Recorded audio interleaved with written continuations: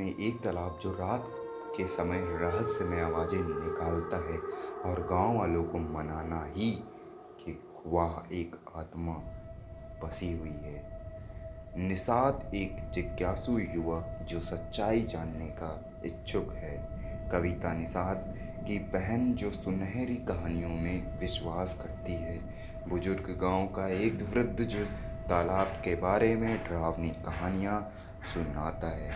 निषाद और कविता गांव के तालाब के पास जाते हैं जहां उन्हें वहां की रहस्यमय आवाज़ें सुनाई देती हैं। गांव वाले तालाब के पास जाने से डरते हैं, लेकिन निषाद को सच जानने की जिज्ञासा होती है।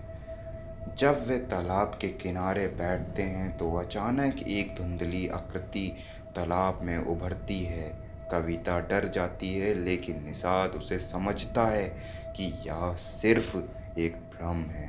वे तालाब में पत्थर फेंकते हैं, जिससे पानी में हलचल होती है।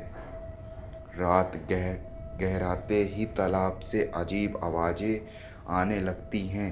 निषाद और कविता डर जाते हैं। अचानक एक और औरत की भूतिया आकृति उनके सामने प्रकट होती है, जो उन्हें चिल्लाकर अपनी तरह खींचने की कोशिश। निषाद और कविता भागने लगते हैं, लेकिन तालाब का पानी बढ़ने लगता है। बुजुर्ग की चेतावनी याद आती है कि जो भी तालाब के पास जा आता है वह कभी वापस नहीं लौटता। वे एक दूसरे का हाथ पकड़कर भागते हैं और किसी तरह तालाब से दूर निकल जाते हैं। गांव लौटने के बाद निषाद और कविता तलाश की कहानी सबको बताते हैं, लेकिन उन्हें यह एहसास होता है कि उन्होंने जो देखा वह सच था।